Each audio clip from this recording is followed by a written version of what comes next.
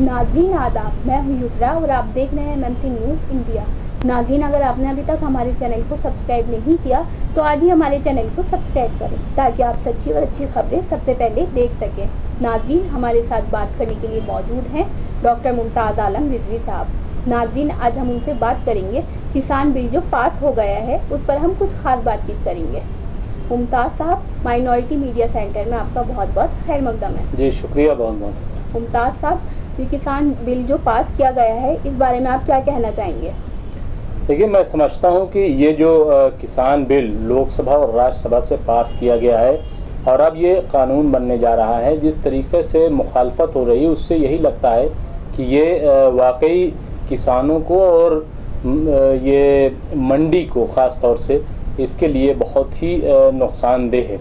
अगर ऐसा न होता तो जो शिरोमणि अकाली दल है जो एनडीए का हिस्सा रही है उसने भी इसकी मुखालफत की और हरसिमरत कौर जो मिनिस्टर थे उन्होंने इस्तीफ़ा दिया। इसका मतलब ये है कि कहीं ना कहीं इस कानून में किसानों का नुकसान हो रहा है। अच्छा, हरसिमरत कौर या शिरोमणि अकाली दल वो पंजाब से आते हैं। पंजाब मुल्क का सबसे बड़ा सूबा वो है कि जहाँ पे सबसे ज़्यादा खेती होती है, जहाँ सबसे ज़्यादा फसल उगाई जाती है। उसके बाद हरियाणा में इसकी मुखालफत हो रही क्योंकि हरियाणा में भी खेती होती है। इसका मतलब ये है युसरा साहबा कि ये वाकई बहुत ही नुकसानदेह है और इसमें जो बात कही जा रही है कि दरअसल ये किसानों को ग़ुलाम बनाने की साजिश है और जो सरमायाकार तबका है उसको खुली छूट दे दी जाएगी दलाली करने की और एमएसपी का सिस्टम ख़त्म हो जाएगा, एमएसपी ख़त्म हो जाएगी, यानी मिनिमम जो प्राइस का सिस्टम है वो ख़त्म हो जाएगा।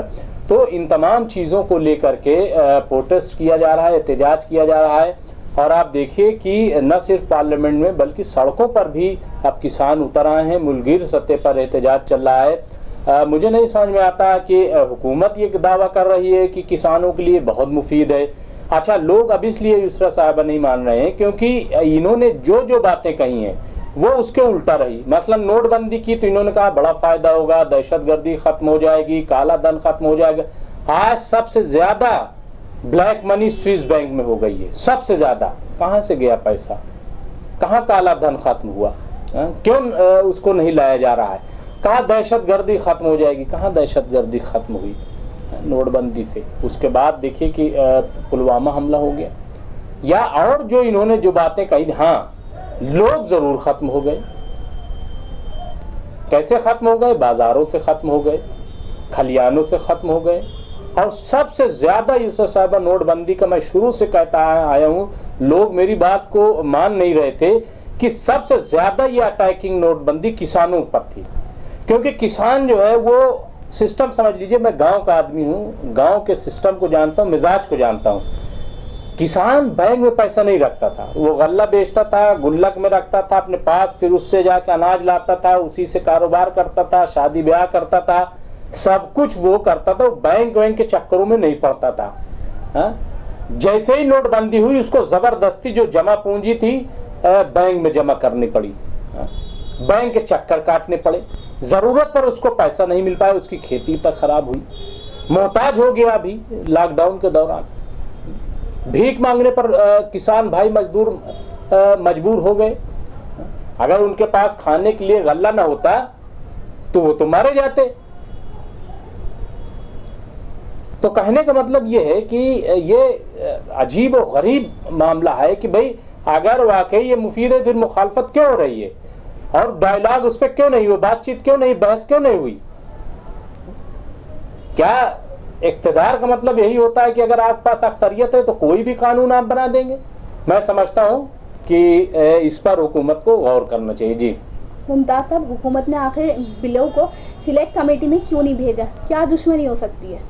देखिए, लोकसभा में ये बिल पास हुआ, वहाँ भी मुखालफत हुई। कल आपने देखा कि राज्यसभा में जिस तरीके से मुखालफत इसकी की गई, हाथापाई तक हो गई, माइक तक टूट गए। इतना गुस्सा अरकान पार्लियामेंट में पहली बार देखने को मिला है और उसकी वजह यह है कि आप हर चीज को मतलब बगैर किसी बहस के, बगैर किसी गौर व खौस के कुछ भी आप कर देंगे। जब ये कहा जा रहा है कि आप इसको सिलेक्ट कमेटी में भेज दीजिए। सिलेक्ट कमेटी में यूसरा साहब होता ये है कि उसमें तमाम पार्टीज की नुमाइंदगी होती है, उसमें अपोजिशन का चेयरमैन होता है, वो चीज़ों को गौर करता है, उस पर किया जाता है। और इसमें जो किसान के माहिरीन हैं, जो किसान के लीडरान हैं, उनसे भी मशवरा किया जाता है कि आप बताइए कौन कौन से पॉइंट आपके खिलाफ हैं या आपके फ़ायदे में नहीं, और कौन से पॉइंट आपके फ़ायदे में हो सकते हैं वो आप दीजिए। जब ये बात कही जा रही है और वाकई हुकूमत संजीदा है, तो फिर क्यों नहीं सिलेक्ट कमेटी में इसको भेजती? इसका मतलब ये कि दाढ़ी में तिनका वाली बात है।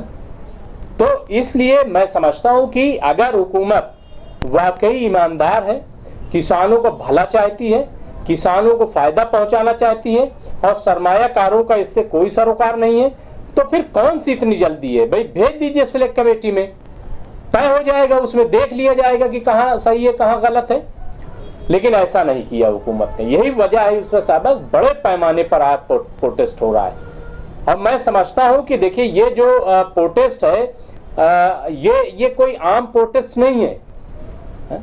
और ये जो बिल पास किया गया है ना, ये कोई मुसलमानों का बिल नहीं है। मुसलमानों से मुताल्लिक के कोई बोलेगा नहीं, और जो बोलेगा उसको उठा के जेल में भेज दिया जाएगा, ये कह के साहब ये तो मुल्क के खिलाफ बोल रहे हैं, NSA लगा दिया जाएगा, UAPA लगा दिया जाएगा। तो ये कोई ऐसा कानून नहीं है, किसानों का कानून है। और आज भी हिंदुस्तान में 70% किसान हैं। और अभी जो लॉकडाउन हुआ, 14 करोड़ लोग बेरोजगार हुए, वो भी जाकर के गांव में खेत में काम कर रहे हैं, वो भी किसान बन गए हैं। इसलिए ये बहुत आसान नहीं है हुकूमत के लिए, ना को चने चबाने पड़ेंगे हुकूमत को, और इसमें कुछ चले उलेगी नहीं। हुकूमत को आखिरकार बात माननी पड़ेगी, सिलेक्ट कमेटी में इसको भेज करके, या इस पे असर नौ गौर करना पड़ेगा। जी मुमताज साहब, क्या किसान अपनी बात को मनवाने में कामयाब होंगे? क्या आपको लगता है कि मोदी हुकूमत इस मामले में झुकेगी? देखिए, मैं जो बात अभी मैंने कही कि ये कोई CA नहीं है, ये कोई मुसलमानों से मुताल्लिक मामला नहीं है, ये ट्रिपल तलाक का मामला नहीं है, ये कश्मीर का मामला नहीं है, 370 का मामला नहीं है। ये मामला किसानों का है, और किसान इस मुल्क की रीढ़ की हड्डी है। किसान को अगर छेड़ा गया, क्या मोदी सरकार को याद नहीं है कि जब शुरू आई थी तो यही मोदी सरकार जो है वो किसानों से मुताल्लिक लैंड एक्विजिशन बिल लेकर के आई थी, और पूरा मुल्क खड़ा हो गया था, पूरे मुल्क के किसान खड़े हो गए थे, मुंह की खानी पड़ी थी इसको। तो आज भी इसको इतना आसान नहीं समझना चाहिए कि हमने जो कर लिया बस वो हो गया है। ऐसा नहीं चलेगा। आज आप देखिए हरियाणा में जाम लगा हुआ है, सड़कें जाम कर दी किसानों ने। पंजाब की सूरत हाल यही है, दूसरी जगहों पर यही हो रहा है, यूपी में भी अब ये शुरू होने जा रहा है। तो इसलिए ये हुकूमत के लिए बहुत आसान नहीं है कि वो किसानों के इस बिल को इस तरीके से पास करके, कानून बना करके और मनमानी करेगी। किसान इस पे मुजाहरा करेगा, किसान सड़कों पर आएगा, और आ चुका है। और अपोजिशन पार्टियां भी मैं समझता हूं कि वो खामोश नहीं रहेंगी, क्योंकि अपोजिशन के सामने देखिए जैसे ही कश्मीर का मामला उठाया जाता है तो कह दिया जाता है पाकिस्तान की जबान बोल रहे हैं। हाँ, ट्रिपल तलाक का मामला अगर उठा ले, कोई सही बात कर दे तो कहे साहब ये तो मुसलमानों की जबान बोल रहे हैं। तो इस तरीके की पार्टी, लेकिन ये किसानों का मामला है, ये किसी जात पात का मामला नहीं, किसी धर्म मजहब का मामला नहीं है, ये किसानों का मामला है। और इसमें बहरहाल हुकूमत को बात माननी पड़ेगी, आज न सही तो कल, और नहीं मानेगी तो ये तहरीक चलेगी।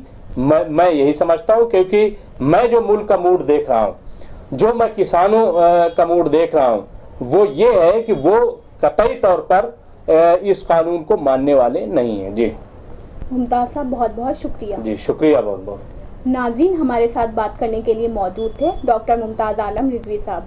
नाज़रीन, आज हम उनसे बात कर रहे थे किसान बिल जो पास किया गया है, उस पर हम कुछ खास बातचीत कर रहे थे। तो नाज़रीन, हम फिर हाजिर होंगे कुछ बड़ी खबरों के साथ। तब तक के लिए हमें दीजिए इजाज़त, और देखते रहिए MMC न्यूज़ इंडिया, और हमारे चैनल को ज़्यादा से ज़्यादा सब्सक्राइब कीजिए। शुक्रिया, खुदा हाफिज़।